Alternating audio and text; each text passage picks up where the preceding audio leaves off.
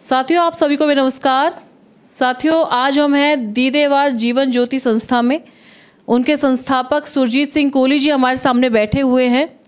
बहुत सुना है हमने दीदेवार के बारे में, तो आज हम इनसे जानेंगे कि दीदेवार का मतलब क्या है।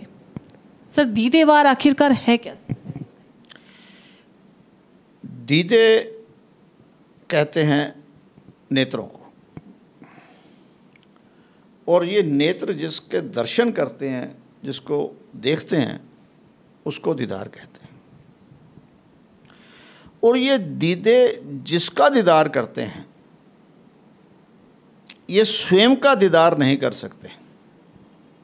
ये स्वयं का दीदार नहीं कर सकते, बल्कि एक दूसरे का भी दीदार नहीं कर सकते, अर्थात एक दूसरे को नहीं देख सकते। और मानव के दीदों ने जिसका दीदार करा, मानव ने उसे ही अपने जीवन का आधार मान लिया। और यही मानव की भूल हो गई, और मानव के अंदर दूसरे के पीछे रैट रेस की तरह भागता जा रहा है, दूसरे के प्रति प्रतिस्पर्धा करता जा रहा है, और खुद स्वयं खो गया है, उसके जीवन का उद्देश्य भी खो गया है। और जगत में सभी जितने भी धर्म स्थान हैं, जितने भी कुछ ऐसे हैं, सब कहते हैं कि तू अपने भीतर अपने दर्शन कर, पर किसी ने दर्शन करने की विधि क्या है वो नहीं बता पाया।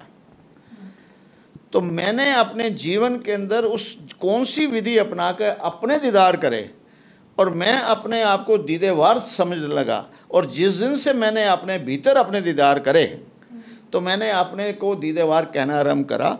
और दीदेवार जिस दिन से मैं बना हूँ, जिस दिन से मुझे अपने दीदार हुए हैं, तो मैं जीवन के हर अपनी आवश्यकता को, ज़रूरत को सहज ही पार रखा हूँ। और मेरे जीवन में एक संतुष्टि भी है, और संतुष्टि के साथ मैं अब अपने जीवन के उद्देश्य को, जगत को इसको बताने के लिए कि दीदेवार क्या है और सभी को दीदेवार क्यों बनना चाहिए, क्योंकि वो अपने जीवन की हर समस्या का समाधान करने में सक्षम हो जाएगा, और अपनी हर ज़रूरत के लिए वो अपने आप को सक्षम करके अपनी ज़रूरत को पूरी कर लेगा, जिससे उसे प्रतिस्पर्धा भी करने की ज़रूरत नहीं पड़ेगी। अगर किसी को प्रतिस्पर्धा करनी है तो स्वयं अपने से करेगा कि कल मैं 5वीं क्लास में था, आज मैं 8वीं में हूँ। आज कल मैंने 50,000 महीना कमा रहा था, आज मैं 1 लाख महीना कमा रहा हूँ। मेरे पे कौन सा मकान है, मेरे पास कौन सी गाड़ी है। प्रतिस्पर्धा स्वयं से करने में उसमें सहजता आती है और प्रगति होती है। और जब हम प्रतिस्पर्धा दूसरे को देख कर करते हैं तो हमारा जीवन खो जाता है और अशांति हो जाती है। दीदेवार का अर्थ यह है, और मेरा जीवन का उद्देश्य भी जगत को इस बात को देने का है। सर, जैसे कि आपने बताया कि आपने स्वयं को पहचाना, ठीक है, आम जनता की तरह आपने भी अपनी जीवन जिया है शुरू से। तो आपने कब, कौन से साल में दीदेवार की स्थापना की, और कब से आपको लगा कि नहीं, मुझे स्वयं को पहचानना चाहिए? कई बार इसको हम कह सकते हैं, लोग तो इसे कहते हैं गॉड गिफ्टेड बोलेंगे, नेचर का कुछ उद्देश्य है, किसी की कृपा हुई है, पर ऐसा नहीं है। सभी का अपने अपने कार्य क्षेत्र होता है। मेरा भी कार्य क्षेत्र था प्रिंटिंग का। तो हिंदुस्तान में सर्वप्रथम प्रिंटिंग के लिए कंप्यूटराइज जब हुआ, सन 1980 के अंदर में लाया, तो मैं एक ऐसे संप्रदाय से, सिख समाज से था। तो सर्वप्रथम मुझे गुरमुखी के अंदर बाइबल करने के लिए, मुझे गुरमुखी में करने के लिए, तो उससे मैंने सभी जितने भी थे, उसमें खुद टाइप करना था, सभी को टाइप करा, और उसमें सभी ग्रंथों को मैंने गुरमुखी के अंदर टाइप करा, और वो सारे ग्रंथ मेरे अंदर आ गए। तो इसमें मुझे 20-22 साल का मेरा समय लगा। उसके बाद मैंने अपने आप को, जो मैंने ज्ञान लिया उन सब से अलग अलग तरीके से, तो एक विरोधाभास था सब में, मुझ में भी विरोधाभास आया।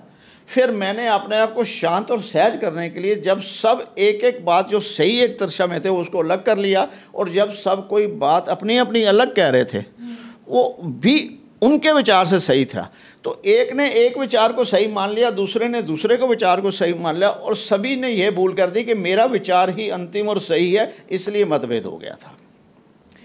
तो उसी को मैंने समलमल करते हुए 2010 के अंदर मुझे ज्ञान हुआ ये सब चीज़ों के अंदर, कि मैं ही अगर चाहूँ तो मैं ही कौन सा ज्ञान मुझे लेना है, कैसे मुझे जीवन चलना है, ये मेरे भीतर ही अपने भीतर ये ज्ञान हुआ। तो 2011 के अंदर मैंने एक शुरू कर दिया और 1 साल पूरा ऐसे करने के बाद 2012 में मैंने ये जीवन ज्योति संस्था को एक NGO के रूप में बनाया और उसका एनुअल फंक्शन शुरू करा और लगातार करता आ रहा हूँ। और लोगों को जीवन का उद्देश्य क्या है, हर व्यक्ति विशेष का जीवन का उद्देश्य ऐसा है कि प्रकृति ने सभी को अलग अलग तरीके से सोच दे रखी है, इसलिए चेहरा भी अलग अलग है, कलर भी अलग अलग है, कद काठी भी अलग अलग है, और हम एक साइंटिफिकली कहते हैं कि सबके अंगूठे के निशान भी अलग अलग हैं। जब सबसे अलग है तो मैं भी एक यूनिक और अलग हूँ, मेरे जीवन का उद्देश्य अलग है, मेरे जीवन का मालिक मैं हूँ, मैं अपने जीवन को कैसे चलूँगा इसका मालिक मैं हूँ और इसको मैं ही खुद चलाऊँगा। इस बात से मैंने अपने जीवन को उस उद्देश्य को चलता आ रहा और मैं जीवन के अंदर चल रहा हूँ और जगत को दे रहा हूँ। ये उद्देश्य मेरे को चला। आपके जो प्रश्न में कब हुआ, तो आज मैं 11, 12, 13 साल हो गए हैं लगातार दे रहा हूँ। और जीवन के अंदर हर किसी की समस्या का सलूशन उसके पास है। किसी से भी पूछा जाए तो उसके पास समस्या क्या है, शारीरिक समस्या होगी, पारिवारिक समस्या होगी, मानसिक समस्या होगी, आर्थिक समस्या होगी, ये सारी उसकी व्यक्तिगत समस्या है, पर वो समाज में ढूंढ रहा है। तो यहाँ पर भूल हो रही है। तो यहाँ पर एक बात का हम पूरी तरह ध्यान देते हैं, जिसका मुझे ज्ञान हुआ कि नेचर का एक अलग नियम है जिसको हम प्राकृतिक नियम बोलते हैं, और प्रकृति द्वारा ही उसने मानव को बनाया है, और एक मानव ही ऐसा प्राणी है, जीव प्राणी, जिसका व्यक्तिगत नियम है। और इसी मानव ने अपने व्यक्तिगत नियम से एक अलग अलग व्यक्तियों के विचारों से अलग अलग सामाजिक नियम बनाया है। तो अलग अलग समाज के नियम हैं। तो हर व्यक्ति विशेष 3 नियम के अंदर बाध्य है, प्राकृतिक नियम के अंदर, व्यक्तिगत नियम के अंदर और सामाजिक नियम के अंदर। अगर वो अपने अपने नियम को समझ जाएगा और चलाएगा तो उसको खुद को भी सहज होगा और समाज को भी सहज करेगा। मगर आदमी व्यक्तिगत नियम को समाज पे मानता है, समाज के नियम को व्यक्तिगत मान रहता है, और प्राकृतिक का नियम क्या है इसमें भूल गया है और इसमें उलझ के पूरा जगत, मानव जगत, समाज इसमें परेशान है। मैं उसके अंदर एक कोशिश कर रहा हूँ, एक जागृत करने की कोशिश कर रहा हूँ, कहो तो एक क्षमा जलाने की कोशिश कर रहा हूँ, एक रोशनी देने की कोशिश कर रहा हूँ। तो जो जो इसको मिल रहे हैं, और मुझे इसमें स्वयं को तो कामयाबी मिली है, मेरे परिवार को कामयाबी मिली है, और जो जो जुड़े हुए हैं सबको कामयाबी मिली है। इसी उद्देश्य से मैं चल सकता हूँ। और ये मेरा व्यक्तिगत अनुभव है कि जो इस रास्ते पे चलेगा वो अपने जीवन को सहज बनाएगा। मगर उसका माता पिता, बहन भाई, वो का सामाजिक नियम है, व्यक्तिगत नियम अपना है। अगर हम इसको अलग अलग कर पाएंगे, स्कूटर का नियम अलग है, साइकिल का अलग है, गाड़ी का अलग है, वैसे ही तीनों नियम को अलग अलग मानेंगे तो सहज बन जाएंगे। साइकिल के अंदर नियम हम स्कूटर का नहीं चल सकता, स्कूटर का नियम गाड़ी में नहीं चलता। उद्देश्य सबको एक जगह से दूसरी जगह है, तीनों वहाँ नहीं, मगर तीनों के नियम अलग अलग हैं। वैसे ही जीवन के अंदर मुझे इसको संतुलित करना है, और संतुलित करते हुए मेरा जीवन सहज हो जाएगा। आपने कहा है कि हम स्वयं के स्वामी हैं, पर रियल में तो हमें किसी ने बनाया ही है ना, तो फिर आप कैसे इतने दावे से कह सकते हो कि हम स्वयं के स्वामी हैं? यहाँ पर जब स्वयं का स्वामी कहा जाता है तो उसका आशय है कि मैं अपने जीवन का स्वयं का स्वामी हूँ। ये जीवन काल की अवधि का मैं स्वामी हूँ। जिस प्रकार एक पिक्चर हॉल में हम जाते हैं तो टिकट 3 से 6 लेते हैं, तो 3 से 6 के उस समय के हम स्वामी हैं। इसी प्रकार जो मेरे पास जीवन की अवधि है मैं उसका स्वामी हूँ। और वो स्वामी कैसे हूँ, अगर हम प्रकृति को, नियम को समझ जाएंगे तो हमें इसका ज्ञान हो जाएगा। तो सर, प्रकृति के नियम में स्वयं का स्वामी कैसे, समझिए। प्रकृति ने इतना जीव बनाया है और हर जीव अलग है, और जब से वो जीव बना है वो वैसे का वैसा है। किसी जीव के अंदर अपने जीवन में बदलाव करने की क्षमता नहीं। क्यों, ऐसा क्यों लगता है सर आपको? कौन सा जीव आपने देखा है कि किसी में उसने बदलाव करा है? किसी जीव में जैसा वो उसका आगमन हुआ है और सैकड़ों साल से जब से है वैसा ही, वैसे हाथी भी वैसा है, बिल्ली भी ऐसा है, शेर भी वैसा है, वैसे ही जी रहे हैं, वैसा ही आहार है उनका, और वो अपने जीवन में किसी तरह का से भी बदलाव नहीं कर सकते हैं। मगर सब जीव करने के बाद प्रकृति ने एक ऐसे जीव की रचना करी जो अपने मन का विकास कर सकता है, और ये मन का विकास करने वाले जीवन ने अपने आप को मानव कहा।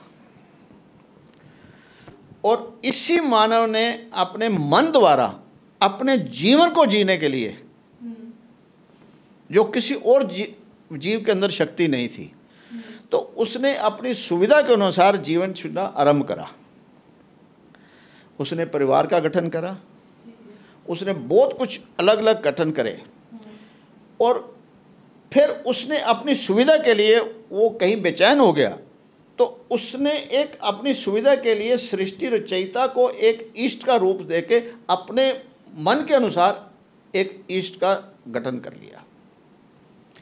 किसी एक के मन ने एक इष्ट बना लिया, एक दूसरे ने दूसरे मन का इष्ट बना दिया। तो वो इष्ट मानव द्वारा बनाया होता, किसी इष्ट ने मानव को नहीं बनाया है। और जब मानव ने अपना इष्ट अपने मन द्वारा बनाया तो वो अपने आप को मनुष्य कहने लगा। और यही मनुष्य, जब किसी ने पूछा कि तो ये इष्ट क्या है, तो उसने इष्ट की रचना करके जब व्यक्त करना चला बाकी दूसरे मनुष्यों के साथ, तो जो जो अच्छा व्यक्त कर सका उसका व्यक्तित्व निखर गया, और उसकी बात सहमत होते होते लोग का एक समाज बना लिया और वो व्यक्ति बन गया। तो व्यक्ति ऐसा मानव जो मानव इष्ट भी रहता है और व्यक्त करने की, अपने विचारों की व्यक्त करने की क्षमता उसमें थी, इसलिए वो व्यक्ति बना। और जिसने अपने जीवन काल के अंदर अपना व्यक्तित्व निखारा, उसके साथ लोग सहज हो गए और सहमत हो गए, और इसीलिए मानव का एक व्यक्तिगत नियम हो गया, एक समाज का नियम हो गया और एक प्रकृति का नियम हो गया। ये 3 नियम इस प्रकार हैं, इसीलिए हर व्यक्ति अपने जीवन का स्वामी है।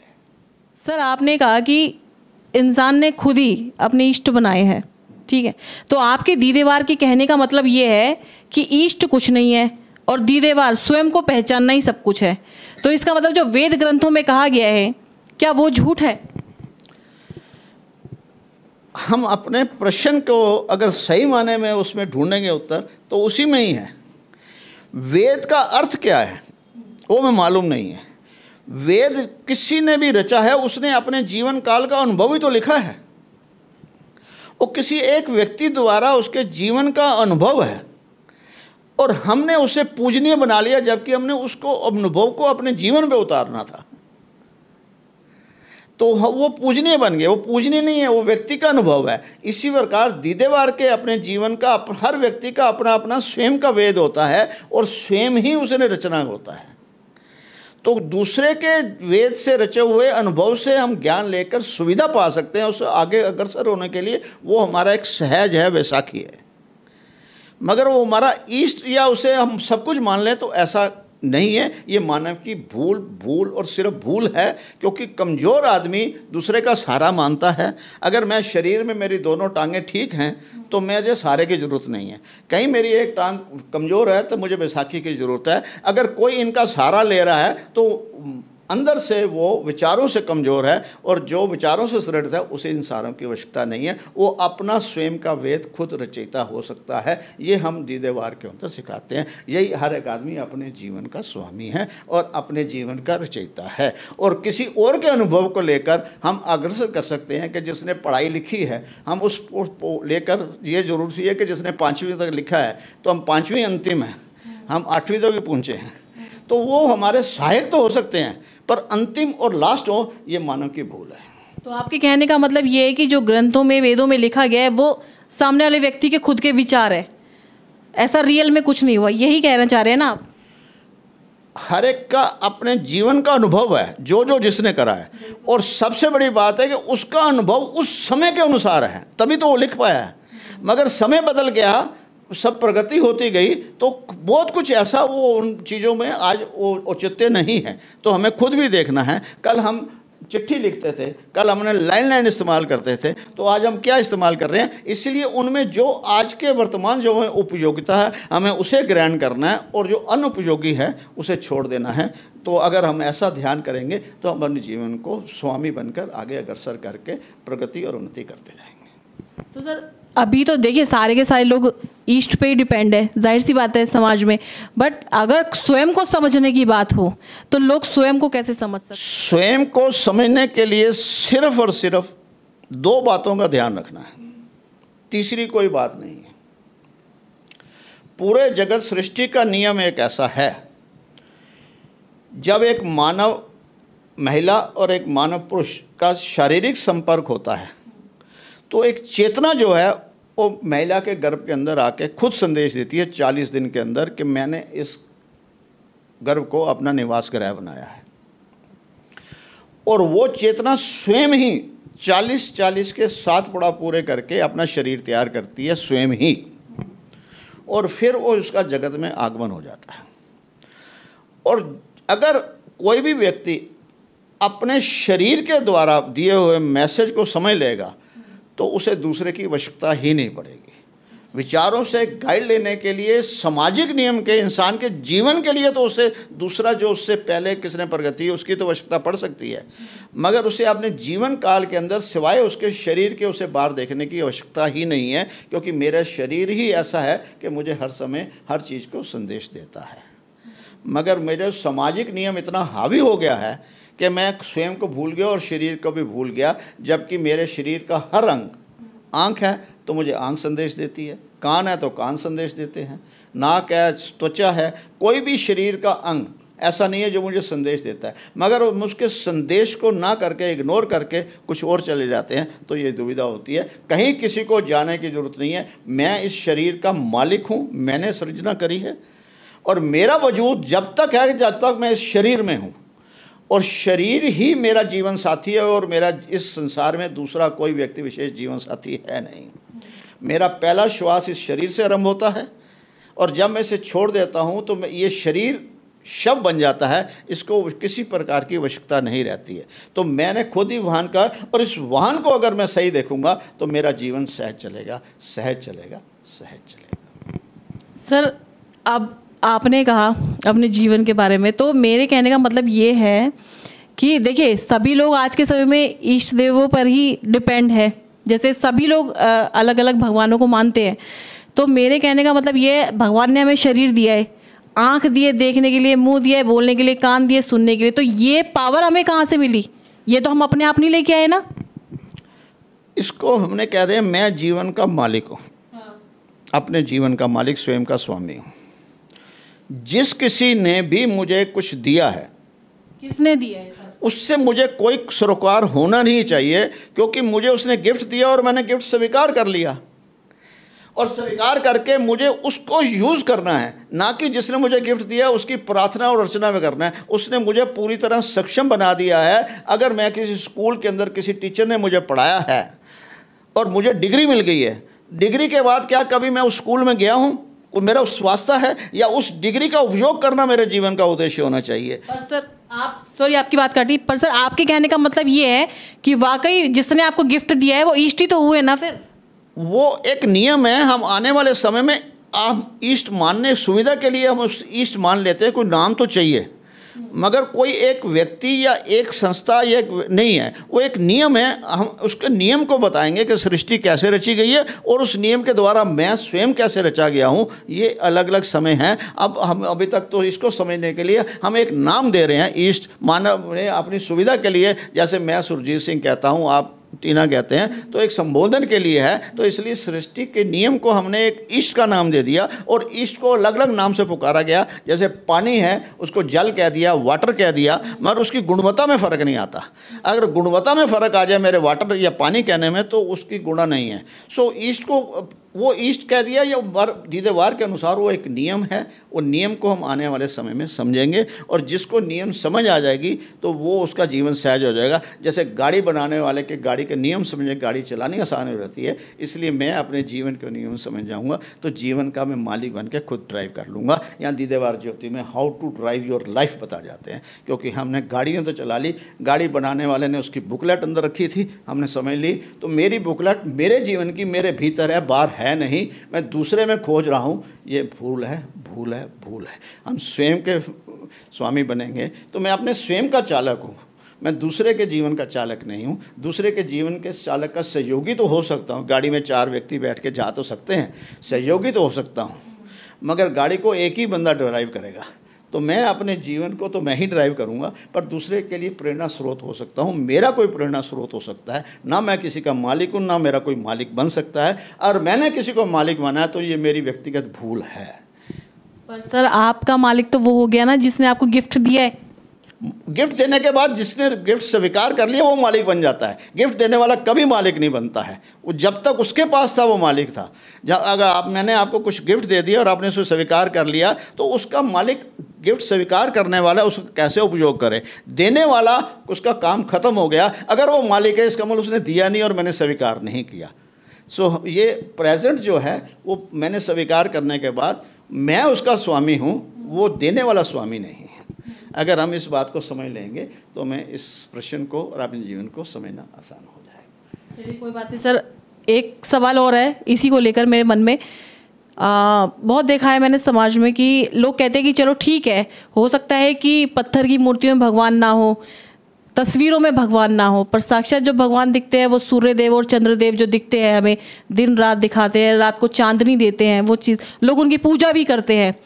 तो इसके बारे में आपको क्या विचार है? फिर भी आप ये कहेंगे कि स्वयं को पहचान, वो क्या साक्षात भगवान नहीं है? ये व्यक्ति का नियम, उसने उसको भगवान मान लिया, मैं नहीं मानता, तो ये मेरे पे है। मैंने किसी दाढ़ी वाले को मान लिया, किसी बाल काटने वाले को मान लिया, किसी मूंछ वाले को मान लिया, तो या किसी पूंछ वाले को मान लिया, मुझे भी अधिकार है। सुबह मैं एक को मानता हूँ, दोपहर को तो वो इष्ट मेरे लिए महत्व कह रहा, मेरे मन के अंदर मेरे विचार से महत्व है। सो हमने इनको ईष्ट मानना, ये मेरे ऊपर है कि वो हमें मिल रही है।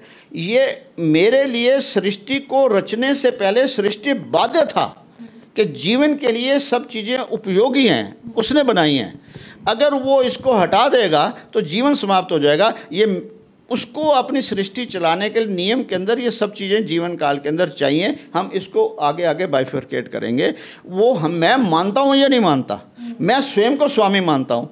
आप कहोगे कि जैसे पढ़ाई है, मुझे आर्ट्स लेनी है, मुझे साइंस लेनी है, मुझे ड्राइंग लेनी है, और सबसे बड़ी बात है कि ड्राइंग की बात हुई है, एक चित्रकार ने चित्र बनाया।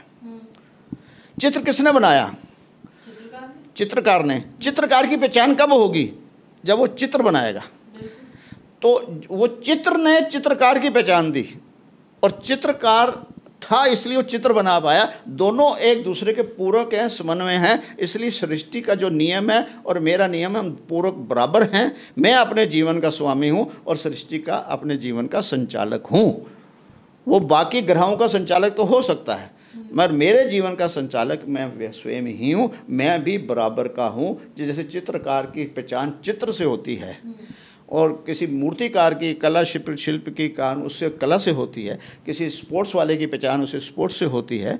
तो मेरी पहचान भी मैंने खुद करनी है। तो मैं बराबर का हूँ। जिस प्रकार मैं इस शरीर में आता हूँ तब ये मेरा जीवन आरंभ होता है। मैं शरीर छोड़ दूँ तो मेरा जीवन समाप्त हो जाता है। हम दोनों एक दूसरे के पूरक हैं। इसी प्रकार सृष्टि रचयिता और मैं, हम दोनों एक दूसरे के संयोजक हैं, पूरक हैं, कोई कम और बढ़ती नहीं है। इसलिए अगर वो सृष्टि का मालिक है तो मैं अपने जीवन का मालिक हूँ। पर सर आज के समय में सभी लोग इष्ट देव पर ही निर्भर है, आप भी जानते हैं। तो ऐसे में आपको लगता नहीं कि बहुत मुश्किल होगा लोगों को ये बताना दीदेवार के बारे में कि स्वयं को पहचानो? आप भी इतने 2010 से लगे हुए हैं, आपको क्या क्या कठिनाइयाँ देखने को मिली जब आपने लोगों को समझाया होगा? हो सकता है आपके सामने भी बहुत सारे प्रश्न ऐसे आए होंगे, तो आपको क्या क्या कठिनाइयाँ लगी कि लोगों को अभी भी ऐसा लगता है कि आप एग्री करने में थोड़ा टाइम और लगे? हर चीज़ का समय लगता है। जैसे मुझे शरीर तैयार करने में 40 के 7 पड़ाव करने पड़े थे, वैसे ही स्कूल के अंदर जब बच्चा जाता है तो वो जब स्कूल में एडमिशन होती है तो पहले दिन तो उसको सर्टिफिकेट नहीं मिलता है, तो उससे भी एक विधि द्वारा पढ़ाया जाता है, और वो बच्चा सर्टिफिकेट लेता है जो पढ़ के आगे तक चलता है। और जो कोई पढ़ाई छोड़ दे तो उसको सर्टिफिकेट तो नहीं मिलेगा। तो हम एक विधि द्वारा जगत को दे रहे हैं। जो इसको स्वीकार करेगा उसका जीवन वैसे बन जाएगा, जो नहीं करना चाहता वो अपने मालिक है। वो समाज के उस नियम को ही फॉलो करना चाहता है, वो भी अपने जीवन का स्वामी है। हर आदमी स्वयं का स्वामी है। मगर ये आज से पहले इस बात का दूसरा कोई पहलू होता है ये नहीं मालूम था। सो हम कोशिश कर रहे हैं और हमें लगातार कामयाबी मिल रही है, क्योंकि मैं जब इसको 10 साल पहले चल रहा था तो मेरे खुद के अंदर भी वो कॉन्फिडेंस नहीं था, प्रेशन था। तो आज मुझे इस बात के अंदर 10 साल लगे मुझे अपने अंदर वो कॉन्फिडेंस लाने में। तो अभी 2-3 साल से मैं इसमें चल रहा हूँ और जो प्रगति का है नियम उस हिसाब से मैं सही चल रहा हूँ। ऐसा नहीं है कोई कठिनाई हो रही है मुझे, मेरे परिवार से, मेरे व्यापार से, मेरे रिश्तेदार संबंधी से और सभी से सहयोग मिला है। अभी तक तो मुझे किसी ने भी ऐसा नहीं कहा, ठीक है वो मेरे विचारों से कितना सहमत है या नहीं है, मगर ऐसा कोई नहीं मिला कि तेरी बातों से हम सहमत नहीं हैं। उसने उसको चला है या नहीं माना, वो स्वामी अपना है। पर मेरे को अभी तक एक भी ऐसा नहीं कहा जिसने मेरी बात को कहा हो कि आपके विचार। पटेल नगर दिल्ली के अंदर हमारा ऑफिस है। सोमवार से लेकर शनिवार तक 11:30 से लेकर 5:30 बजे तक हम सभी को आमंत्रित करते हैं। महीने में 1-2 बार यहाँ क्लासेस होती हैं, लेक्चर होते हैं।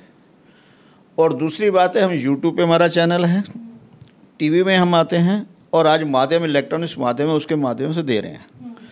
और जब भी कोई आता है उससे ये निवेदन जरूर करते हैं कम से कम 3 बार तेरे को आना पड़ेगा, हफ्ते में आए या 10 दिन में आए, तब तो तू उस पर जुड़ पाएगा। अगर एक बार आएगा तो उसमें सिर्फ इंट्रोडक्शन मिलेगी। और तो अगर कोई आदमी 3 बार आता है तो वो इससे प्रेरित हो जाएगा और 10 क्लासेस जो हमारी ले लेगा तो उसको जीवन के अंदर वो टीचर बन जाएगा अपने जीवन का और दूसरे को देने में सक्षम हो जाएगा। उस जीवन के अंदर जैसे घर में किसी का टीवी खराब होता है तो समस्या किसकी है? समस्या तो जिसका टीवी खराब है उससे है, मगर मैकेनिक के लिए समस्या नहीं है तो वो भी मानव ही। तो जिसके घर में टीवी देख रहा है वो भी मानव है, मगर वो मैकेनिक के लिए समस्या नहीं है क्योंकि उसका वो विधि जानता है ठीक करने की। तो अगर मैं अपने जीवन की समस्या को समाधान की विधि पे जान जाऊंगा तो मेरे जीवन में समस्या खत्म हो जाएगी। हम उसके लिए प्रेरित करते हैं और जागृत करते हैं। बहुत माध्यम है, आप भी इसका माध्यम बन रहे हैं, तो अलग अलग तरीके से माध्यम है और लोग आ रहे हैं। तो आने वाले दिनों में जो दीदेवार बन जाएगा वही इसको आगे बढ़ाता जाएगा।